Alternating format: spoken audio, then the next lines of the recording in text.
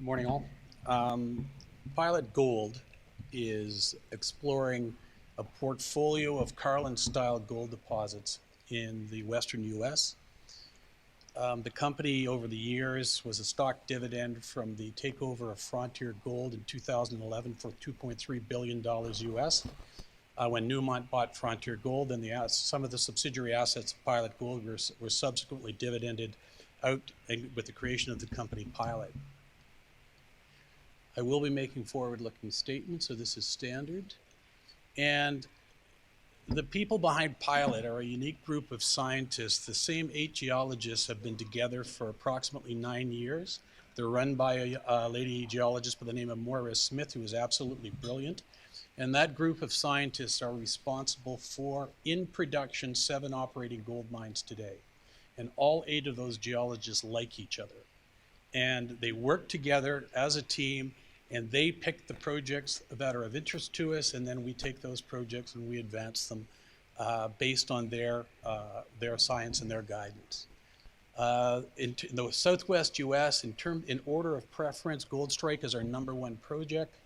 Number 2 would be Black Pine, and number 3 is Kinsley. We also have a portfolio of high-quality Turkish assets in association with Teck Corporation in Western Turkey. And without going into details, Teck and Pilot are looking to monetize those assets because we don't believe there's a cent of market valuation in those assets in the market cap of Pilot Gold. Mark O'Day is chairman of the board. I'm the new president CEO as of just over a year, and Moira Smith is the geologist who's in charge of the exploration team. This is just a simple capital structure page. The market cap of the company is approximately 80 million Canadian, with 17 million cash in treasury. A key point on this slide is when I joined Pilot Gold just over a year ago, management owned about 2.5% of the company. After the last 2 financings, myself and Mark O'Day have increased our equity ownership in the company, and post-financing, we're now at 7.2% of the company. Newmont owns 9.2% of the company, and that's based on them owning 19.9% of Frontier Gold in 2011. So they de facto own 19.9% in the beginning of Pilot when it was dividended out. Teck Corporation received their equity for increased exposure of Pilot to some of the Turkish assets, and neither one of those major mining companies have a right of first refusal to participate in future financings. So this is actually one of the most important slides of this presentation, and the key points I want you to take from this is actually the size and scale of these projects in the western U.S.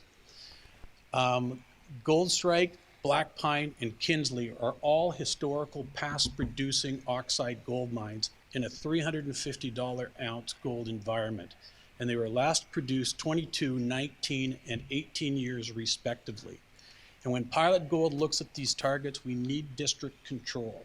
And the size of the drill target area, 22 square kilometers, is not a geological fantasy. That's defined by 1,519 historical drill holes that Pilot did not have to pay for.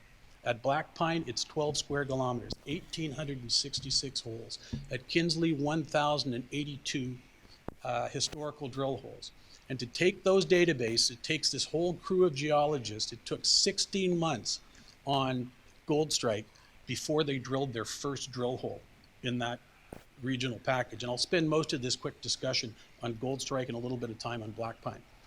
So that's how much work it takes to define these things. So it's 10 square kilometers at Kinsley, all defined by historical drill results. And our benefit is, by buying these assets with these massive databases, it saves us $50 million of drill costs and 5 years of time or optionality value of us having to pay and put those drill holes before we take this system and reconstruct it and drill it off again.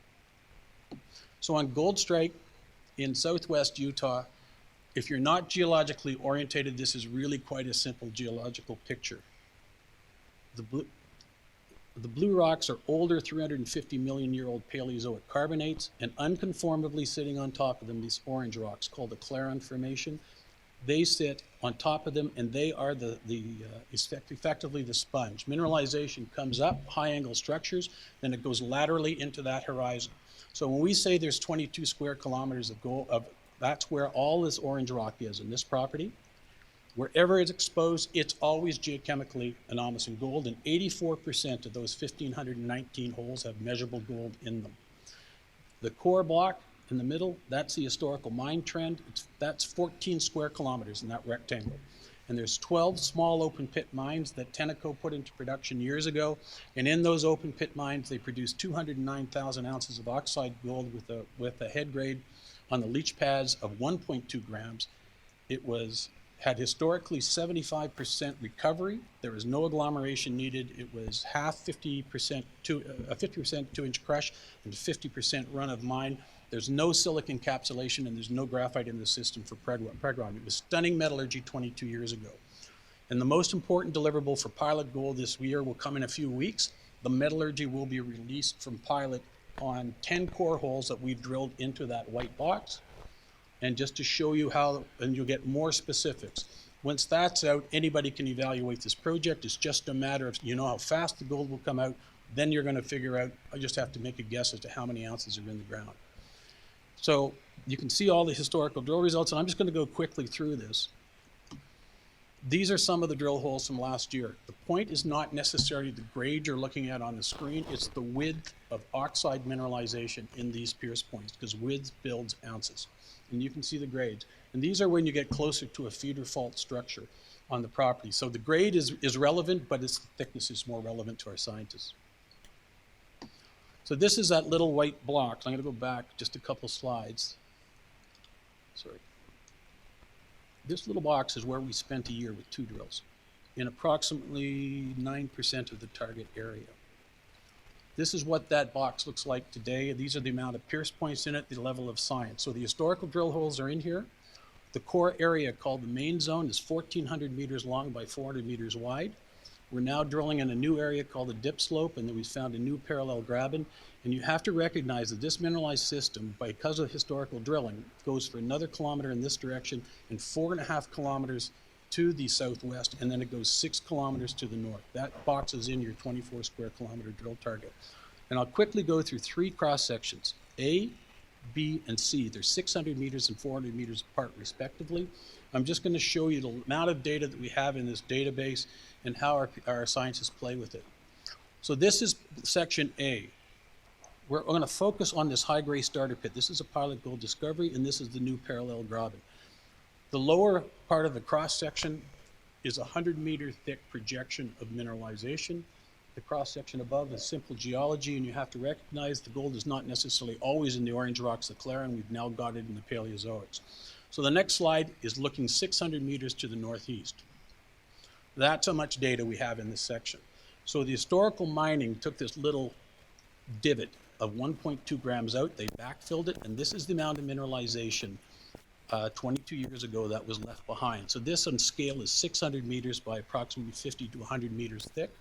And you can see the high grade portions, the system is faulted up, and then it keeps going off to the north for another 500 meters, then it's faulted again, and then we've got drill intercepts showing its fault repeated again. That's the scale of this. We're now gonna go 400 meters away from this, and this is the high grade zone. It's called the octopad basically because of the fact that 8 holes were drilled from one drill site and 8 holes hit a high grade gold intercept. And this is key, that's what we're looking at. In terms of projection of stripping, the modeling so far has it at 2.6 to 1 on the strip. These are the old leach pads where the historical miners put the leach pads sitting right on top of mineralization. Those leach pads have been drill tested. They average about 0.35 grams gold, 90% cyanide soluble. So in the production scenario, those leach pads would be removed, crushed, and form the base of new leach pads. There's about 40,000 ounces of recovered gold sitting in those leach pads. And you can see how it's fault repeated, then the whole section keeps going. So it just gives you a sense of scale. And how many minutes do I have, do you know? There's no, 7 minutes? Okay, thank you. So this just gives you just a sense of the scale of how big these projects are and how much work has to go into defining them. Resource model on this should come out in mid-year, and we're using a 0.3 gram oxide gold cutoff, a higher than normal cutoff for a heap leach system. And we don't want a resource to the market unless it's over twice that base grade, and we want a minimum of 1.2 million ounces of oxide. And the logic behind that is you want to show a potential mining scenario with a minimum of 100,000 ounces of production over a 10-year time period. And we think we can define that resource in that first 4 square kilometer area before touching the other stuff. This is just a property overview where all of our work is sitting in these little yellow areas. Anything else on this map that's red within this is already historically drilled confirmed to have oxide gold intercepts near surface. We will get access to those projects areas in June from the BLM. At that point, we double the amount of drills in the property from 2 to 4. We drive the roads to those assets, and then we'll start building ounces faster. These are the cyanide solubility numbers from the 10 core holes before the metallurgy comes out on this. And what's key on this slide is how much of that oxide gold is cyanide soluble.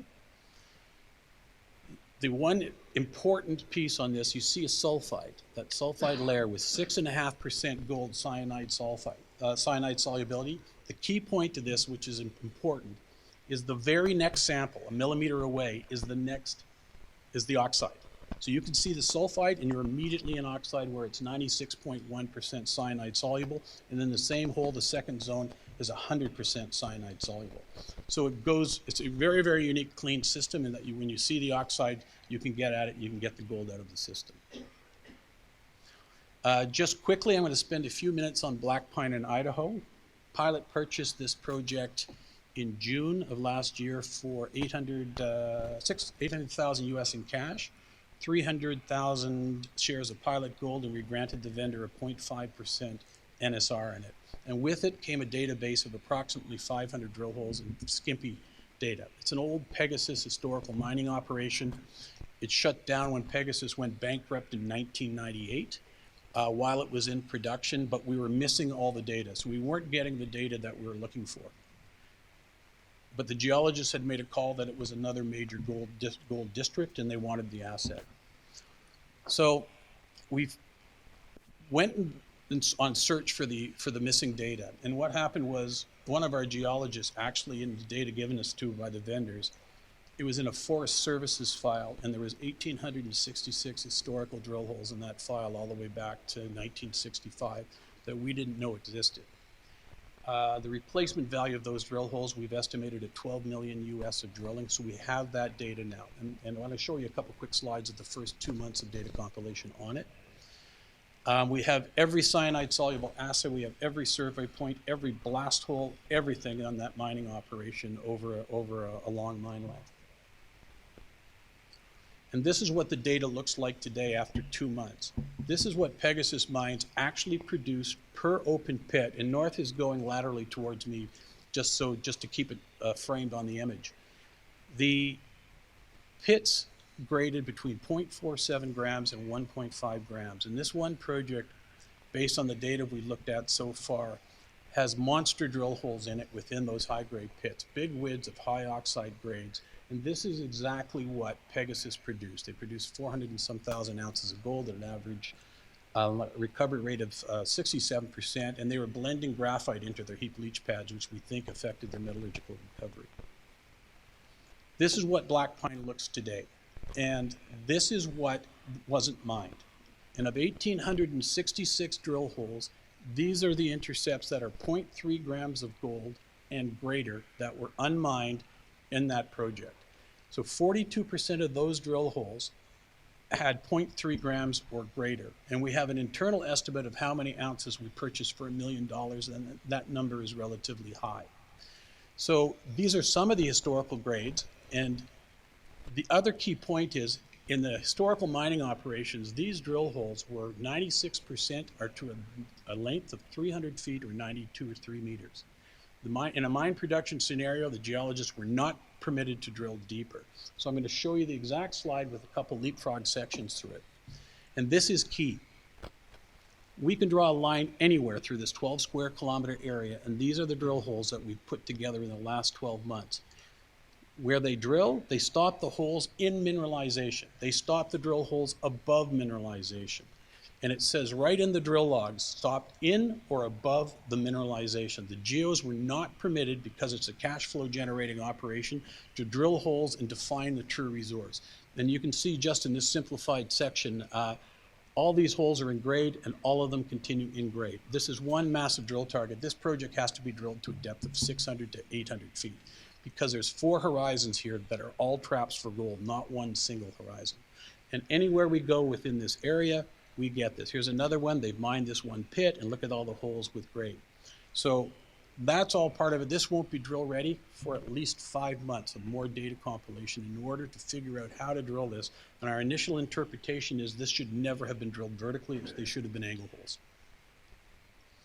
So in summary, this is effectively what pilot is. It's people, it's projects. They all have to have a district scale size and potential to build over 1 million ounces to well over 2 million ounces. That's our minimum criteria and what we're spending our money on. In terms of deliverables, metallurgy is next, working on the Turkish assets, and full metallurgical results will be out in a few weeks, and drill results will be ongoing for the rest of the year. And that's it. Thank you.